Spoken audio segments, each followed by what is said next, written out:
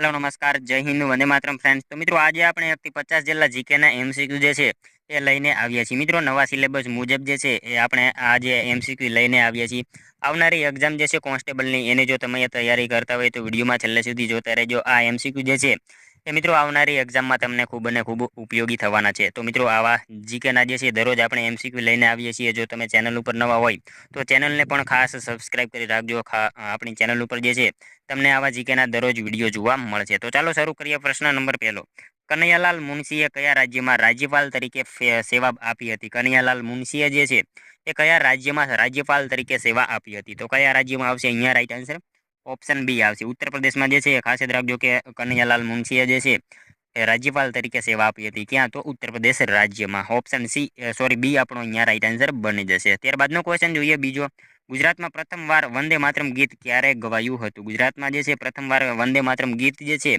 એ ક્યારે ગવાયું હતું તો ક્યારે આવશે સાલ શું આવશે 1906 આવશે ઓપ્શન સી રાઈટ આન્સર અહીંયા બની જશે ખાસ યાદ રાખજો કે ગુજરાતમાં પ્રથમવાર વંદે માતરમ ગીત જે છે એ કઈ સાલમાં તો 1906 ની સાલમાં જે છે એ ગવાયું હતું મિત્રો અહીંયા વાત કરીએ એમના રચયિતા આ વંદે માતરમ ગીત જે છે એના રચયિતા કોણ તો બંકિમચંદ્ર ચટ્ટોપાધ્યાય જે છે એ વંદે માતરમ ગીતના રચયિતા છે એ પણ આપણને સાથે સાથે ખ્યાલ હોવો જોઈએ ત્યારબાદનો ત્રીજો ક્વેશ્ચન સરદાર આવાસ યોજના ક્યારથી અમલમાં છે સરદાર આવાસ યોજના જે છે એ ક્યારથી અમલમાં છે તો ક્યારથી આવશે અહીંયા રાઈટ આન્સર 1972 થી આવશે ઓપ્શન સી રાઈટ આન્સર બની જશે અહીંયા ખાસ યાદ રાખજો કે સરદાર આવાસ યોજના જે છે એ ક્યારથી અમલમાં છે તો 1972 થી આ યોજના જે છે અમલમાં છે મિત્રો 1972 સરદાર પટેલ કૃષિ યુનિવર્સિટી પણ એની સ્થાપના થઈ હતી એ પણ આપણને સાથે સાથે ખ્યાલ હોવો જોઈએ જે ગુજરાતની સૌપ્રથમ કૃષિ યુનિવર્સિટી છે એની વિશે જે છે એ પણ આપણને સાથે સાથે ખ્યાલ હોવો જોઈએ અને સરદાર આવાસ યોજના જે છે એ ક્યારથી તો 1972 થી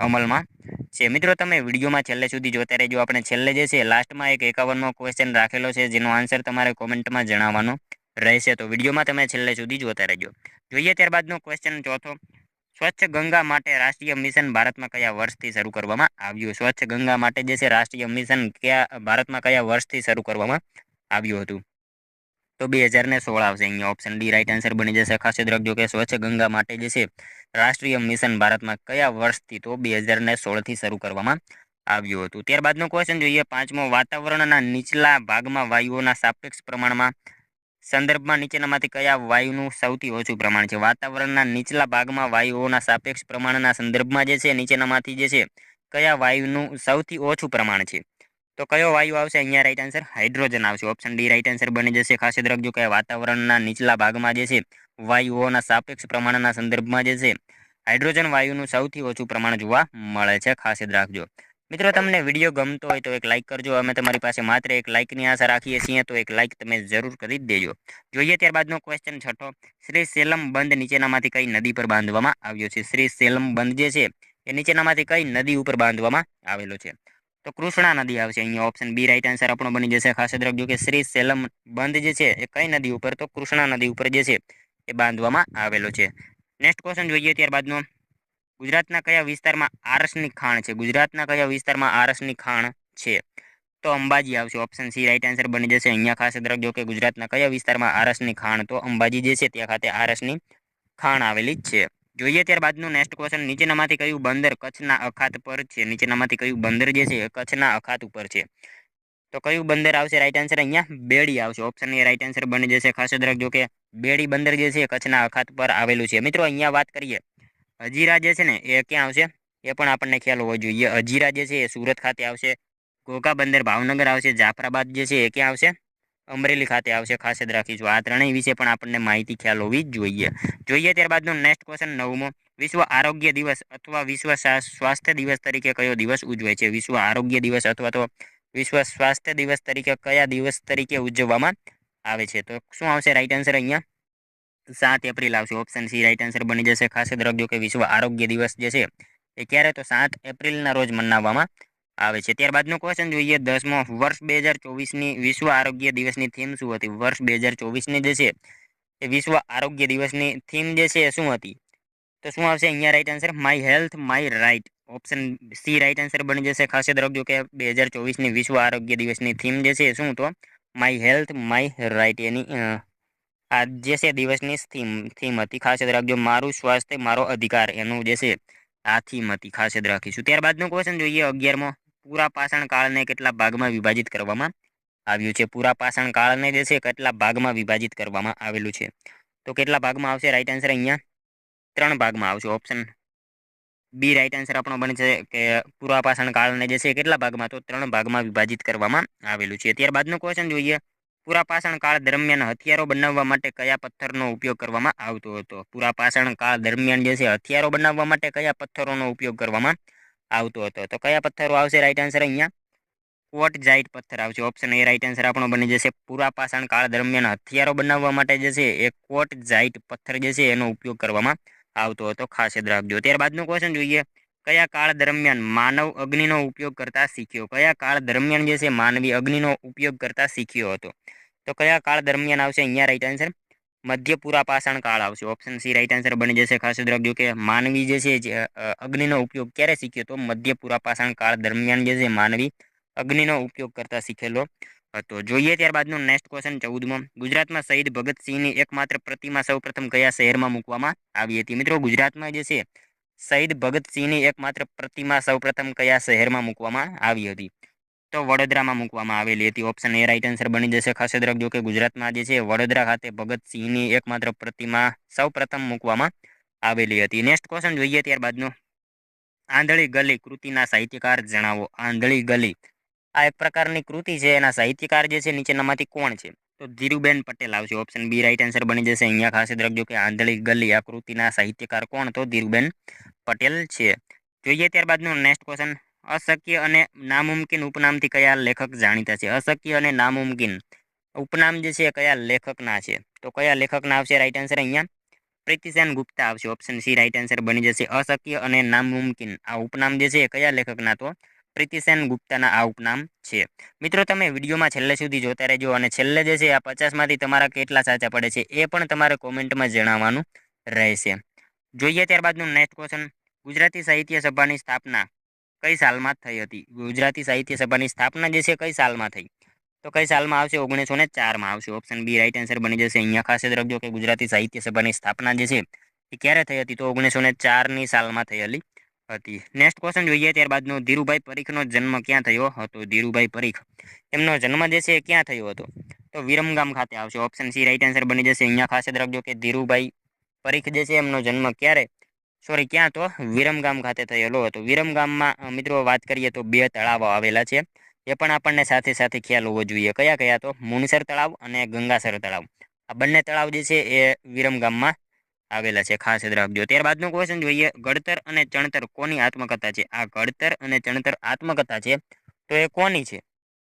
તો કોની આવશે? નાનાભાઈ ભટ્ટની આવશે. ઓપ્શન બી રાઈટ આન્સર બની જશે. અહીંયા ખાસ યાદ રાખજો કે ઘડતર અને ચણતર આત્મકથા જે છે એ કોની? તો નાનાભાઈ ભટ્ટની છે. ત્યારબાદનો ક્વેશ્ચન જોઈએ ભારતના સૌપ્રથમ વાઇસરોય કોણ હતા? ભારતના સૌપ્રથમ વાઇસરોય જે છે એ કોણ હતા?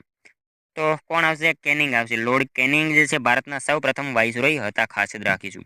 જોઈએ ત્યારબાદનો next question national geophysics institute સંસ્થા ક્યાં આવેલી છે? નેશનલ જીઓ ફિઝિક્સ ઇન્સ્ટિટ્યૂટ સંસ્થા જે છે એ ક્યાં આવેલી છે? તો હૈદરાબાદ ખાતે આવશે. ખાસ યાદ રાખજો કે નેશનલ જીઓ ફિઝિક્સ ઇન્સ્ટિટ્યૂટ સંસ્થા જે છે ક્યાં? તો હૈદરાબાદ ખાતે આવેલી છે. મિત્રો હૈદરાબાદમાં ગોલ્ડ એટીએમ પણ આવેલું છે. સાથે સાથે આપણને એ પણ ખ્યાલ હોવો જ જોઈએ.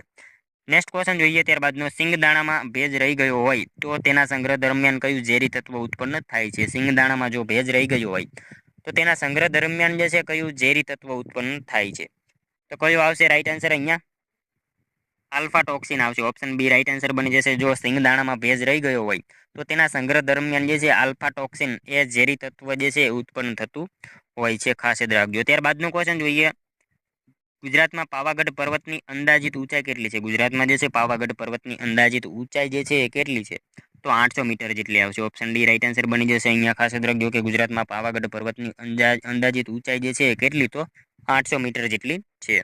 જોઈએ ત્યારબાદનું નેક્સ્ટ ક્વેશ્ચન માલપુર તાલુકો ગુજરાતના કયા જિલ્લામાં આવેલો છે? મિત્રો જો તમે કોન્સ્ટેબલની તૈયારી કરતા હોય તો કયો તાલુકો કયા જિલ્લામાં આવેલો છે એના વિશે જે છે આપણને ખાસ ખ્યાલ હોવો જોઈએ. તો અહીંયા માલપુર તાલુકો આપણને પૂછેલો છે. માલપુર તાલુકો ક્યાં આવશે? રાઈટ આન્સર અહીંયા અરવલ્લી જિલ્લામાં આવશે. ઓપ્શન સી રાઈટ આન્સર બની જશે. ખાસ યાદ રાખજો કે માલપુર તાલુકો જે છે એ કયા જિલ્લામાં? તો અરવલ્લી જિલ્લામાં આવેલો છે. મિત્રો અહીંયા અરવલ્લીની વાત કરીએ તો અરવલ્લીનું મુખ્ય સ્થળ જે છે મોડાસા છે, એ પણ આપણને સાથે સાથે ખ્યાલ હોવો જોઈએ. અહીંયા ખેડા આપેલું છે, ખેડા જે છે એનું નડિયાદ જે છે એ મુખ્ય સ્થળ છે. સાબરકાંઠાનું હિંમતનગર છે, એ પણ આપણને જે છે એ ખ્યાલ હોવો જ જોઈએ. નેક્સ્ટ ક્વેશ્ચન જોઈએ ત્યારબાદનો, કયો દેશ સહકારી ડેરીનો દેશ ગણાય છે? કયો દેશ જે છે એ સહકારી ડેરીનો દેશ ગણાય છે? તો કયો દેશ આવશે? ડેનમાર્ક આવશે. ઓપ્શન સી રાઈટ આન્સર આપણો બની જશે. ખાસ યાદ રાખજો કે ડેનમાર્ક જે છે સહકારી ડેરીનો દેશ ગણાય છે. જોઈએ ત્યારબાદનો નેક્સ્ટ ક્વેશ્ચન 26મો, ઈચ્છા પ્રમાણે ફળ આપતા વૃક્ષ માટે એક શબ્દ આપો. ઈચ્છા પ્રમાણે ફળ આપતા વૃક્ષ માટે જે છે એક શબ્દ આપો. તો શું આવશે? કલ્પ વૃક્ષ આવશે. ઓપ્શન બી રાઈટ આન્સર બની જશે. અહીંયા ખાસ યાદ રાખજો કે ઈચ્છા પ્રમાણે ફળ આપતા વૃક્ષ માટે જે છે એ કયું? તો કલ્પ વૃક્ષ એનો એક શબ્દ થશે. જોઈએ ત્યારબાદનો નેક્સ્ટ ક્વેશ્ચન, પીળું ગુલાબ અને હું ના નાટ્યકાર કોણ છે? પીળું ગુલાબ અને હું એના નાટ્યકાર જે છે નીચેનામાંથી કોણ છે? તો લાભશંકર ઠાકર આવશે. ઓપ્શન સી રાઈટ આન્સર પણ બની જશે. પીળું ગુલાબ અને હું નાટ્યકાર જે છે એના રચયિતા કોણ? તો લાભશંકર ઠાકર છે. લગરો અને પુનર્વસુ તેમના ઉપનામ છે, એ પણ આપણને જે છે સાથે સાથે ખ્યાલ હોવો જ જોઈએ. નેક્સ્ટ ક્વેશ્ચન જોઈએ ત્યારબાદનો, ન્યુમોનિયા શાનો ગંભીર રોગ છે? ન્યુમોનિયા જે છે એ શાનો ગંભીર રોગ છે?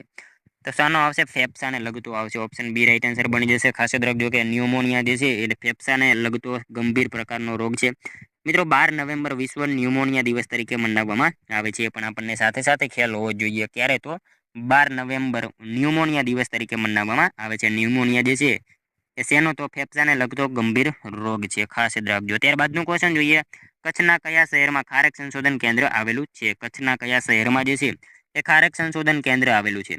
તો કયા શહેરમાં આવશે? રાઈટ આન્સર મુન્દ્રામાં આવશે. ઓપ્શન બી રાઈટ આન્સર બની જશે આપણો. ખાસ યાદ રાખજો કે કચ્છના જે છે એ મુન્દ્રા ખાતે ખારેક સંશોધન કેન્દ્ર આવેલું છે. જોઈએ ત્યારબાદનું નેક્સ્ટ ક્વેશ્ચન, અળવ વાણિયા તખલ્લુસ કયા સાહિત્યકારનું છે? અળવ વાણિયા તખલ્લુસ જે છે એ કયા સાહિત્યકારનું છે? તો કોનું આવશે અહીંયા right answer? Jyotindra Dave. Option A right answer બની જશે. ખાસ યાદ રાખજો કે અવળવ વાણિયા જે છે તખલ્લુસ એ કોનું? તો જ્યોતિન્દ્ર દવેનું ઉપનામ છે. ત્યારબાદનું ક્વેશ્ચન જોઈએ, સંસાર સુધારા અર્થે માનવ ધર્મ સભા સંસ્થાની સ્થાપના કોણે કરી હતી? સંસાર સુધારા અર્થે જે છે માનવ ધર્મ સભાની સ્થાપના જે છે એ કોણે કરી હતી નીચેનામાંથી?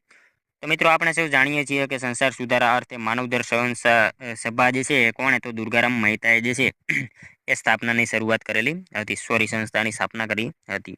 જોઈએ ત્યારબાદનું નેક્સ્ટ ક્વેશ્ચન, નિઝર અને માંડવી શહેર કઈ નદીના કિનારે વસેલા છે? નિઝર અને માંડવી શહેર જે છે એ કઈ નદીના કિનારે જે છે વસેલા છે? તો તાપી નદી આવશે. ઓપ્શન બી રાઈટ આન્સર આપણો બની જશે. અહીંયા ખાસ યાદ રાખજો કે નિઝર અને માંડવી શહેર જે છે એ તાપી નદીના કિનારે વસેલા છે. ખાસ યાદ રાખજો મિત્રો, તાપી જે છે સૂર્યપુત્રી તરીકે ઓળખાતી નદી છે. તાપી નદી ગુજરાતમાં જે છે પ્રવેશે તેને હરણફાળ કહેવામાં આવે છે. સાથે સાથે આપણને જે છે એ પણ ખ્યાલ હોવો જોઈએ. જોઈએ ત્યારબાદનું નેક્સ્ટ ક્વેશ્ચન, આબુ ઉપર આવેલું આદિનાથનું મંદિર કઈ સાલમાં બન્યું હતું? આબુ ઉપર આવેલું આદિનાથનું મંદિર જે છે એ કઈ સાલમાં બન્યું હતું? તો કઈ સાલમાં આવશે અહીંયા રાઈટ આન્સર? 1032ની સાલમાં આવશે. ઓપ્શન બી રાઈટ આન્સર આપણો બની જશે. ખાસ યાદ રાખજો કે આબુ ઉપર આવેલું આદિનાથનું મંદિર જે છે કઈ સાલમાં? તો 1032ની સાલમાં બનેલું હતું. જોઈએ ત્યારબાદનો નેક્સ્ટ ક્વેશ્ચન 34મો, તારીખનું ઘર કૃતિ કયા કવિની છે? તારીખનું ઘર આ કૃતિ જે છે એ કયા કવિની છે? તો કોની આવશે? સુરેશ દલાલની આવશે. ઓપ્શન બી અહીંયા રાઈટ આન્સર બની જશે. ખાસ યાદ રાખજો કે તારીખનું ઘર આ કૃતિ જે છે કોની? તો સુરેશ દલાલની છે. જોઈએ ત્યારબાદનો નેક્સ્ટ ક્વેશ્ચન, બલિરાજાનો પુરાણ પ્રસિદ્ધ યજ્ઞ કયા નગરમાં થયો હતો? બલિરાજાનો પુરાણ પ્રસિદ્ધ યજ્ઞ જે છે નીચેનામાંથી કયા સ્થળે એટલે કે નગરમાં થયો હતો? તો ક્યાં આવશે રાઈટ આન્સર? ભરૂચ ખાતે થયો હતો. ઓપ્શન એ રાઈટ આન્સર આપણો બની જશે. ખાસ યાદ રાખજો કે બલિરાજાનો પુરાણ પ્રસિદ્ધ યજ્ઞ જે છે ક્યાં? તો ભરૂચ ખાતે થયેલો. તો મિત્રો ભરૂચનું પ્રાચીન નામ પૂછાય તો શું આવશે? ભૃગુ કચ્છ એનું પ્રાચીન નામ છે. જોઈએ ત્યારબાદનો નેક્સ્ટ ક્વેશ્ચન, કઈ જમીનનું પડ પાતળું અને તળેટીનું સ્તર જાડું હોય છે? કઈ જમીનનું પડ પાતળું અને તળેટીનું સ્તર જે છે એ જાડું હોય? તો પહાડી જમીન હોય એનું ખાસ યાદ રાખજો, પડ પાતળું અને તળેટીનું સ્તર જે છે એ જાડું હોય છે પહાડી જમીનનું. જોઈએ ત્યારબાદનો નેક્સ્ટ ક્વેશ્ચન, સૂર્યના પ્રથમ કિરણો ભારતના કયા રાજ્યમાં પડે છે? મિત્રો સૂર્યના સૌપ્રથમ કિરણો જે છે ભારતના કયા રાજ્યમાં પડે છે? તો મિત્રો અહીંયા વાત કરીએ સૂર્યના સૌપ્રથમ કિરણો વિશ્વમાં પૂછાય તો જાપાનમાં આવશે, અને ભારતમાં પૂછાય તો આપણા અરુણાચલ પ્રદેશ જે છે એ રાજ્યમાં પડે છે, અને જો ગુજરાતમાં પૂછાય તો ક્યાં આવશે? દાહોદ જિલ્લામાં પડે છે. આપણને જે છે આ બધી માહિતી ખ્યાલ હોવી જોઈએ. ત્યારબાદનો ક્વેશ્ચન જોઈએ, બ્લુ બેબી સિન્ડ્રોમ કયા તત્વ દ્વારા પાણીના પ્રદૂષણથી થાય છે? બ્લુ બેબી સિન્ડ્રોમ જે છે કયા તત્વ દ્વારા પાણીના પ્રદૂષણથી થાય? તો કઈ આવશે? નાઇટ્રેટ આવશે. ઓપ્શન સી રાઈટ આન્સર અહીંયા બની જશે. ખાસ યાદ રાખીશું મિત્રો, આ પ્રદૂષણથી બાળકોની ચામડી જે છે બ્લુ પડી જતી હોય છે એ પ્રકારનો આ રોગ છે બ્લુ બેબી સિન્ડ્રોમ, ખાસ યાદ રાખજો. જોઈએ ત્યારબાદનો નેક્સ્ટ ક્વેશ્ચન, ભારતના પ્રથમ મહિલા મુખ્યમંત્રી કોણ હતા? ભારતના પ્રથમ મહિલા મુખ્યમંત્રી જે છે નીચેનામાંથી કોણ હતા? તો કોણ આવશે અહીંયા right answer? Sucheta Kripalani. Option A right answer બની જશે. ખાસ યાદ રાખજો કે ભારતના પ્રથમ મહિલા મુખ્યમંત્રી કોણ? તો સુચેતા કૃપલાણી હતા. મિત્રો જો ગુજરાતના પ્રથમ પૂછાય તો આનંદીબેન પટેલ હતા, અને આ સુચેતા કૃપલાણી જે છે એ ઉત્તર પ્રદેશના સીએમ હતા. એ પણ આપણને સાથે સાથે જે છે એ ખ્યાલ હોવો જોઈએ. ત્યારબાદનો ક્વેશ્ચન જોઈએ, એટમ બોમ્બ કયા પાકની સંકર જાતિ છે? એટમ બોમ્બ જે છે કયા પાકની સંકર જાતિ છે? તો ચીકુ જે છે એની એ જાતિ છે, ખાસ યાદ રાખજો. ત્યારબાદનો ક્વેશ્ચન જોઈએ, કયા પ્રકારના ગીતોને રાજ્યા કહેવામાં આવે છે? કયા પ્રકારના ગીતોને જે છે એ રાજ્યા કહેવામાં આવે છે? તો કયા પ્રકારના ગીતોને આવશે રાઈટ આન્સર અહીંયા? કલ્પાંત ગીતો જે છે, કલ્પાંત ગીતો એને રાજ્યા કહેવામાં આવે છે, ખાસ યાદ રાખીશું. ત્યારબાદનો ક્વેશ્ચન જોઈએ, નેશનલ ફૂડ સિક્યુરિટી એક્ટ 2013 અન્ય કયા નામે ઓળખાય છે? નેશનલ ફૂડ સિક્યુરિટી એક્ટ 2013 જે છે એ અન્ય કયા નામથી ઓળખાય?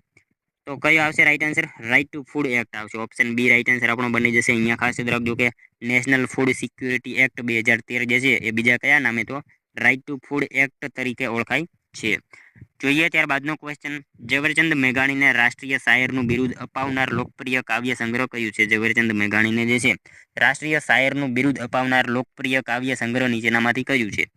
તો મિત્રો અહીંયા રાઈટ આન્સર શું આવશે? યુગવંદના આવશે. ઓપ્શન બી રાઈટ આન્સર આપણો બની જશે. ખાસ યાદ રાખજો કે ઝવેરચંદ મેઘાણીને રાષ્ટ્રીય શાયર આ બિરુદ અપાવનાર લોકપ્રિય કાવ્ય સંગ્રહ જે છે એ કયું? તો યુગવંદના એ કાવ્ય સંગ્રહ છે.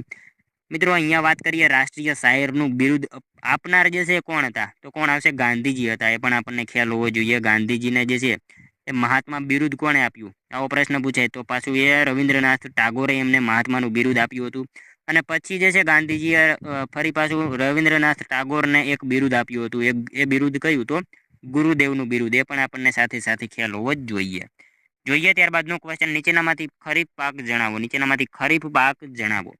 તો મિત્રો અહીંયા આપેલા જે છે એ ત્રણેય જે છે એ ખરીફ પાક થશે. શણ, જુવાર, સોયાબીન આ ત્રણેય જે છે ખરીફ પાકના ઉદાહરણો છે. મિત્રો ચોમાસામાં લેવાતા હોય તો એને ખરીફ કહેવાય, શિયાળામાં લેવાતા હોય તો એને રવિ પાક કહેવાય છે, અને ઉનાળામાં લેવાતા હોય એને જાયદ પાક કહેવામાં આવે છે. ખાસ યાદ રાખજો. ત્યારબાદનો ક્વેશ્ચન જોઈએ, ફ્રેન્ચોએ કઈ સાલમાં વેપારી કોઠી સ્થાપી હતી? ફ્રેન્ચોએ જે છે કઈ સાલમાં વેપારી કોઠી સ્થાપી?